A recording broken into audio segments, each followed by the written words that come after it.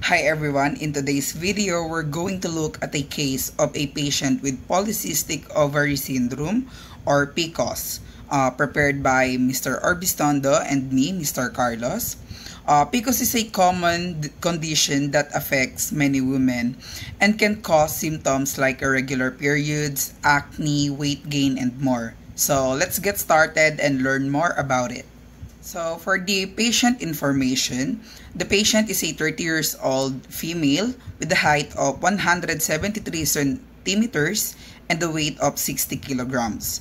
Based on these measurements, her body mass index or BMI is calculated at 20 kilogram per square meter, placing her within the normal range.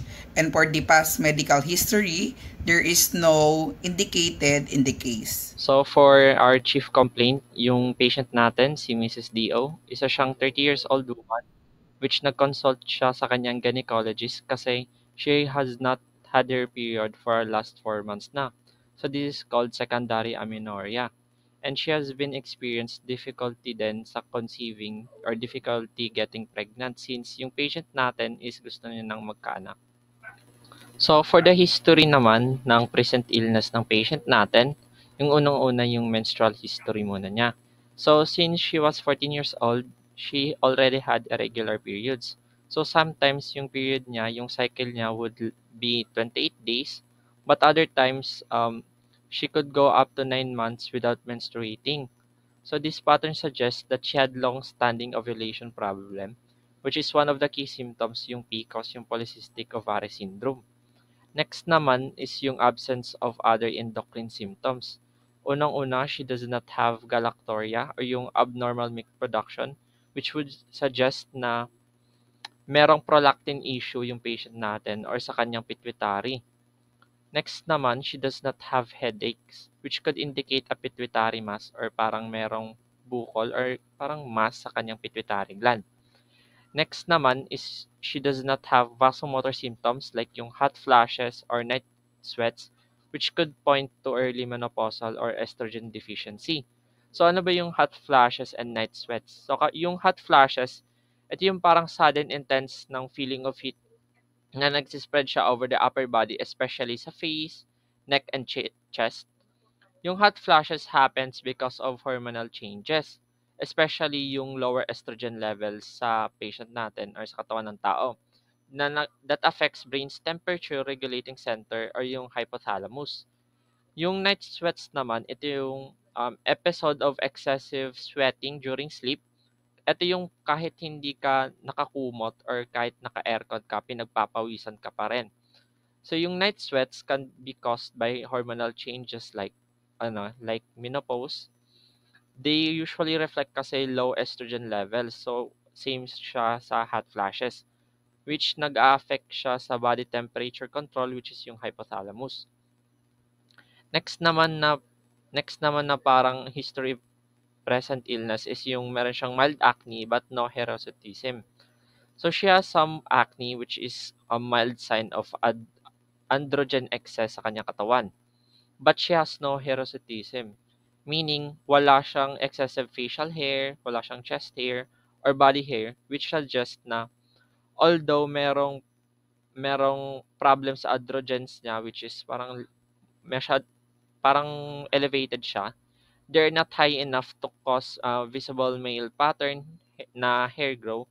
This is important kasi yung parang hirsutism is ito yung because yung PCOS can present with or without hirsutism kasi kahit na wala kang hirsutism, pwede ka pa din magkakaroon or pwede kang meron ka pa ring PCOS sa nasakit.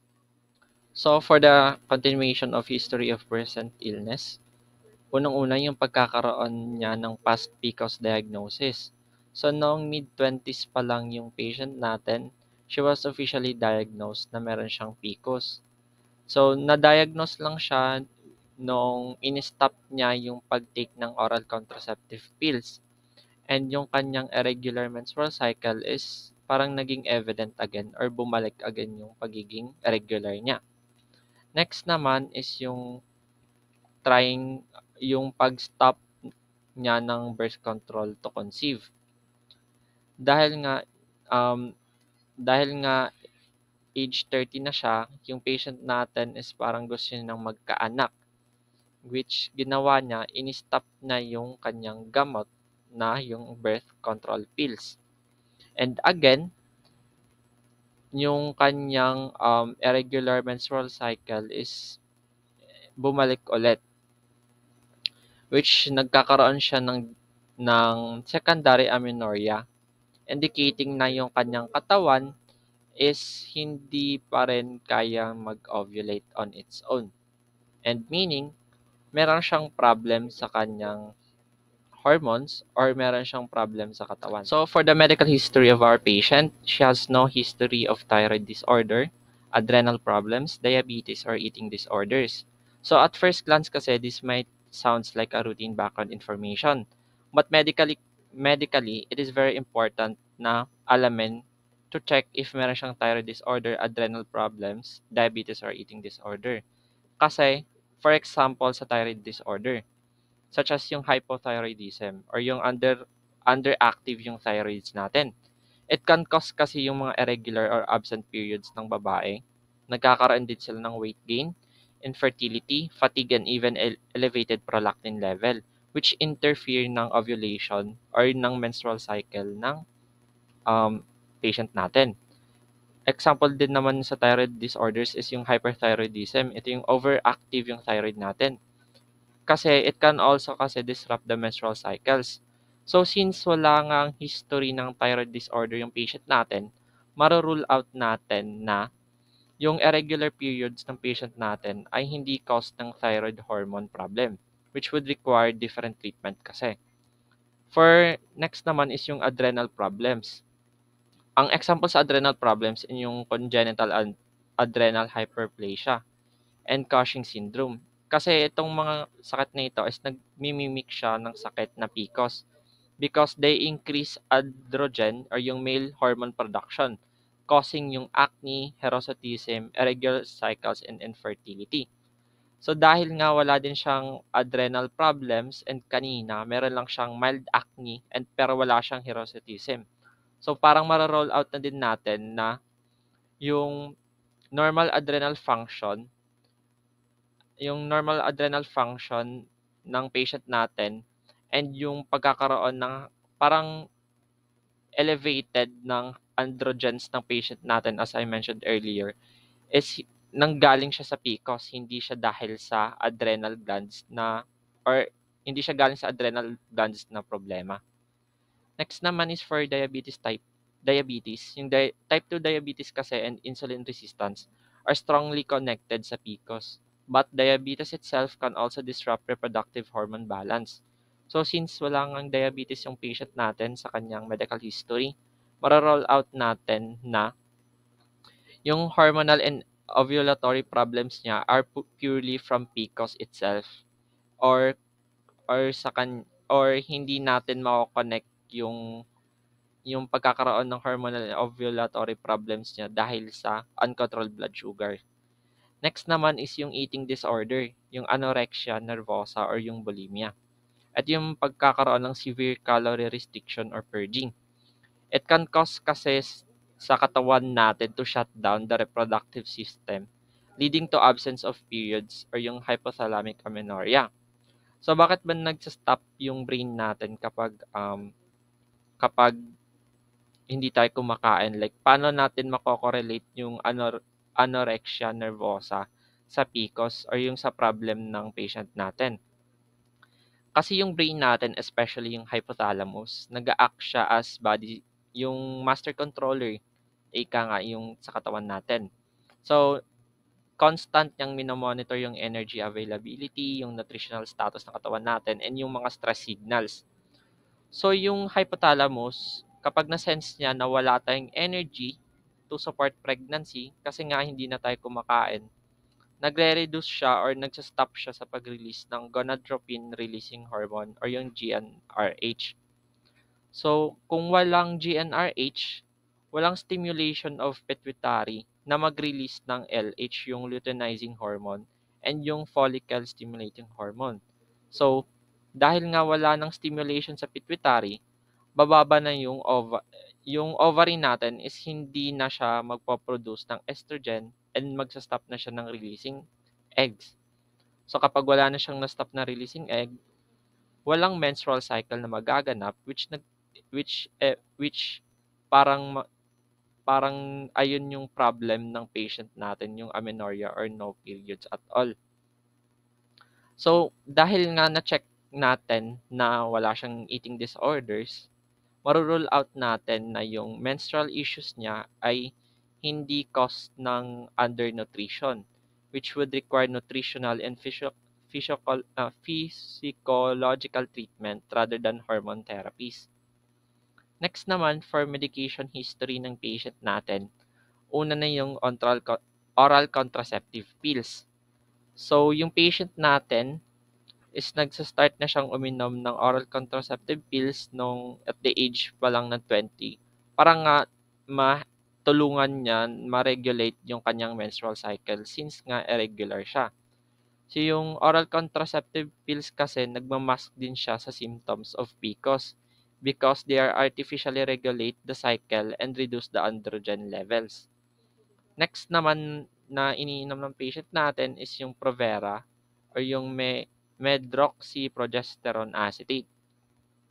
So when she stopped the pills, yung Provera, nung doktor na nag-prescribe sa kanya, nagkakaroon siya ng withdrawal bleed. Parang nagkakaroon siya ng period.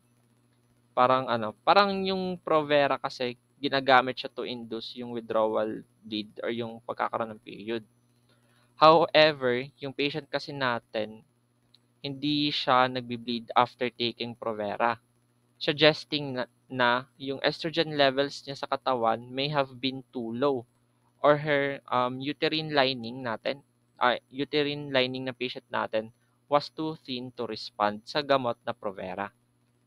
Next, for the medication history ng patient natin, yung clomiphene citrate.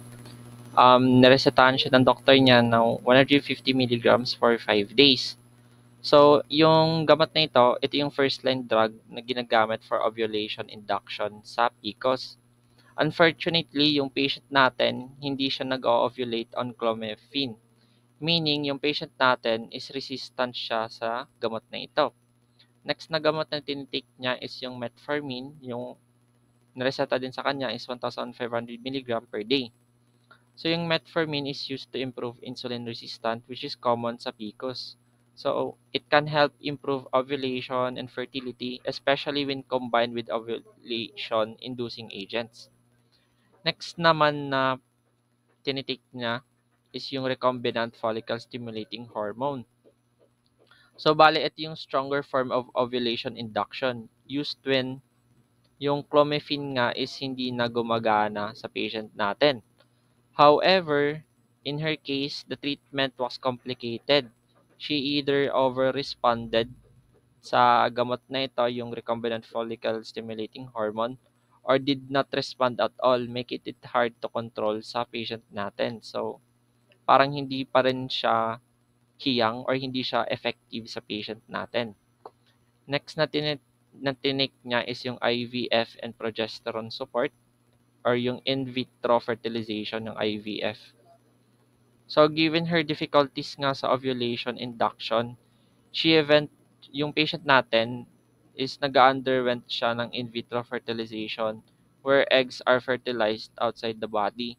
And she also received progesterone support to help maintain the uterine lining for implantation since nga yung patient natin is gusto niya na nga magkaanak.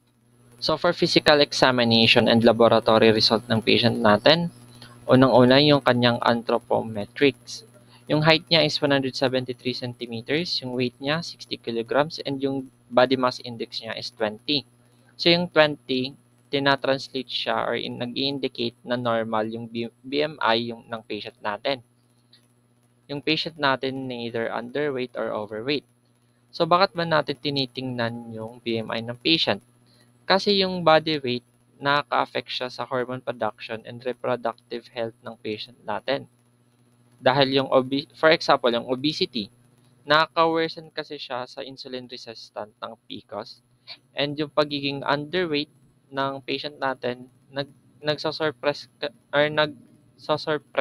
siya ng ovulation ng patient natin, which is problem ng patient. Next naman is yung physical signs or yung mga physical features ng patient natin. Unang-una yung minimal acne and no hirsutism. So yung rationale kasi dito, while merong hyperandrogenism, which is common sign ng PCOS, the absence of hirsutism suggests na yung patient natin is merong siyang mild androgen excess, which is not always present sa mga merong PCOS na patient. So for laboratory findings ng patient natin, unang-una yung ultrasound findings. So yung based sa ultrasound findings niya, meron siyang normal uterus. So yung ultrasound shows na yung patient natin, yung uterus ng patient natin is normal. Yung shape, size, and structure is normal. Wala siyang fibroids, wala siyang anatomically abnormalities. So dahil nga normal uterus niya, maro-rule out niya na or maro-rule out na natin na yung cause ng menstrual problem niya is hindi siya correlated dahil meron siyang problem sa uterus. Next is yung kanyang endometrial thickness, which is 3.4 mm, which considered as thin. Yung endometrium, ito yung inner lining ng uterus natin or ng patient natin, which thickens each cycle under the influence of estrogen to prepare for possible implantation of an embryo. So, dahil nga thin yung endometrial thickness ng patient natin, it suggests na meron siyang low estrogen levels or meron siyang lack of proper ovulation or tinatawag na anovulation. Meaning, yung lining ng patient natin, yung uterus lining ng patient natin, has not received the normal or yung hormonal signals na para mag-thicken. Next is yung bilateral polycystic ovaries, which is more than 20 peripheral follicles and ovarian volume ng patient natin is greater than 10 ml. So yung ano kasi for peripheral follicles, for normal ovaries, usually fewer or less than 20. And yung sa ovarian volume naman is nasa between lang na 6 to 10 ml, which is um, yung result ng patient natin is parang higher compared sa parang criteria ng sabihin natin safe or parang common. Parang and then na-meet din kasi ng patient natin yung tinatawag na Rotterdam ultrasound criteria for PCOS, which is define yung polycystic ovaries as less than greater than or equal to 12 small follicles or ovarian volume na greater than 10 ml.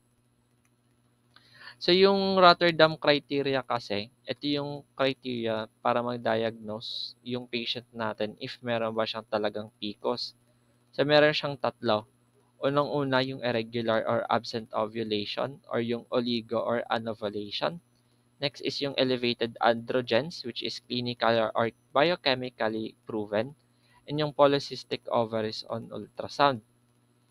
So, kapag doon sa tatlo, kahit na tatlo lang yung parang significant or parang observable sa patient natin, madiagnose na natin siya na PCOS. So, in this case, sa ultrasound ng patient natin, merong isa na nako-confirm, which is yung irregular or absent ovulation or yung anovulation. Next naman for hormone blood test ng patient natin, um, lahat naman is normal maliban sa elevated yung luteinizing hormone natin, which is dapat yung normal na luteinizing hormone is nasa 10 to 10 yung values. So yung elevated LH is a hallmark of PCOS and contributes to increased androgen production in the ovaries and nagde-disrupt siya sa normal ovulation ng patient natin. Kasi nga, yung LH and FSH ratio natin becomes abnormal. And next naman na parang observable problem is yung high prolactin. Yung high prolactin kasi, it can mimic yung PCOS symptoms and can cause irregular periods, which is observable sa patient natin. Next naman is yung androgen excess or high testosterone. Ito yung nagko-contribute kanina yung sa parang physical features ng patient natin na nagkakaroon siya ng acne and pero wala siyang hirsutism. And nagkakos din kasi to ng infertility. And lahat naman ng hormones na is considered as normal. Maliban lang sa nabanggit ko na yung LH na elevated, mataas yung prolactin niya, and yung meron siyang androgen excess. Now, let's have a quick review of the female hypothalamic pituitary gonadal axis. So, to begin with, gonadotropin releasing hormone or GnRH is a key hormone produced by the hypothalamus that regulates the release of luteinizing hormone LH and follicle stimulating hormone or FSH from the pituitary gland.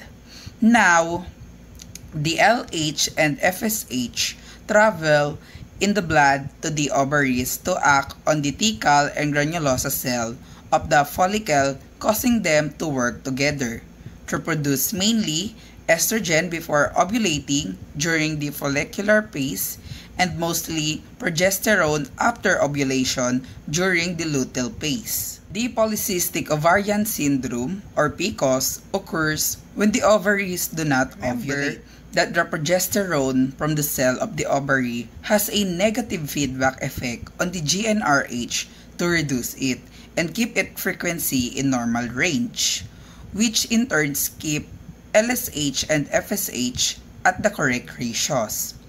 PCOS occurs due to an increase of GnRH release from a normal pulse frequency. The increased release of GnRH seen in PCOS is caused by the lack of high progesterone during the luteal phase.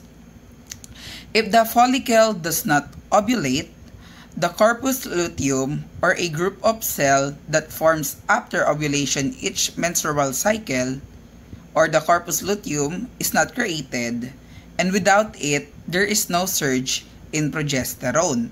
Since progesterone is a powerful inhibitor of GnRH, so lack of it leads to a higher pulse frequency in PCOS.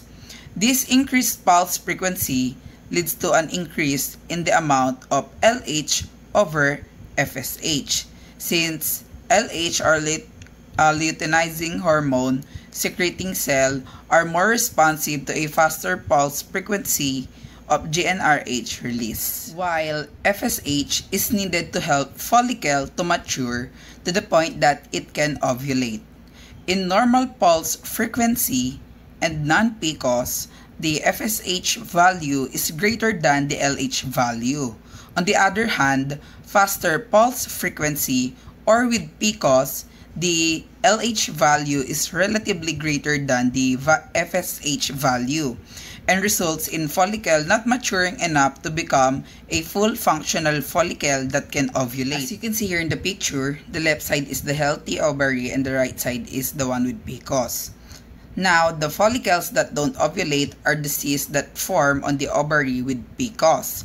Those cysts represent the past failed follicular ovulation event and are the characteristics of PCOS.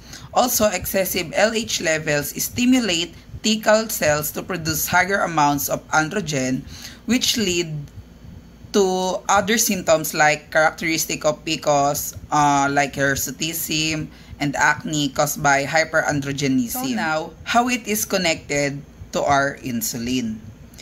Insulin is released from the pancreas and can stimulate steroidogenesis, which leads to increased androgen release. These androgens cause negative feedback on the hypothalamus and pituitary gland and make hormonal imbalances complicated. Also, androgen causes the decreased sensitivity to insulin and creates an environment where the body must secrete more insulin in order to compensate, and this situation is often called insulin resistant. With insulin resistance, more insulin is released that added even more stimulation to the thecal cell to produce androgens. PCOS is commonly associated with insulin resistance. For the assessment and diagnosis, Mrs. D.O. has a polycystic ovarian syndrome. This conclusion is supported by her history of irregular menstrual cycles, secondary amenorrhea, and previous diagnosis of PCOS by an endocrinologist. Her mild acne and absence of hirsutism are consistent with PCOS manifestation, and her normal BMI indicates that PCOS can occur in individuals without obesity. For the drug therapy problem, we have wrong drug, which is clomiphene citrate was initially used to induce ovulation, but the patient was clomiphene resistant. This will be further discussed later with the therapeutic plan why it is considered as wrong drug. Then next is the inappropriate compliance. In her later cycles, cabergoline was added to help reduce OHSS risk. Given her history, earlier incorporation of OHSS prevention strategies, it should be added in earlier cycles. For the therapeutic plan, switch from clomiphene to gonadotropins due to clomiphene resistance. Next is implemented OHSS prevention strategies like dose adjustments, metformin, and cabergoline. Next is move from HRT-based FET to stimulated FET to improve implantation success. And lastly is the gradual optimized RFSH dosing to balance response with excessive ovarian stimulation. In this slide, we use different guidelines from different organizations and their recommendation to compare it to the patient management, which will be further discussed in the next slide. In this slide, you will see the comparison between the patient management and the compliance with the guideline and recommendation. So now, with the ovulation induction, the recommendation is first-line therapy, letrozole over clomiphene, patient management clomiphene 150 milligrams used. And they deviated the guidelines because letrozole is prepared. For the clomiphene-resistant cases, they need to use gonadotropins. The patient management, they use RFSH started at 50 international units or IU. They follow the guidelines. Now, for the metformin, in PCOS with insulin resistance, but in our case, the patient is not insulin resistant. So, for the patient management, they introduced the metformin 3 weeks before the FSH. But they could use it earlier. And now for the FSH stimulation and OHSS prevention, for the recommendation, low dose step up protocol for FSH, patient management, slow step up from 50 international unit, correct approach. Then monitor estradiols levels closely. Estradiol greater than 10,000 pmol per L in some cycles. High risk of OHSS and needed for better monitoring. For the antagonist protocol prepared in high-risk OHSS patient, use long-down regulation or LDR protocol. For the compliance, LDR increases OHSS risk. Antagonist protocol prepared. For the dopamine agonist, cabergoline for OHSS prevention added in the later cycle, best practice but should have been used earlier. For the in vitro fertilization or IVF and embryo transfer, the recommendation is vitrification prepared over slow freezing for FET. Patient management, initial cycle use is slow freezing. For guideline compliance, Below expected survival rates, vitrification should have been used earlier. For the use of luteal paste support, the patient management use progesterone gels. For the compliance, correct approach. Consideration of F80 cycles. Patient management is multiple unsuccessful F80 cycles, low survival rate. For the compliance, could have optimized F80 protocol. For the follow-up and outcomes, or to summary, Mrs. DO highlights the difficulties of ovulation induction and the fact that OHSS is not always preventable. It can be managed successfully and safely. Finally, this conclude that most women with PCOS will succeed with treatment and will go on to have a family.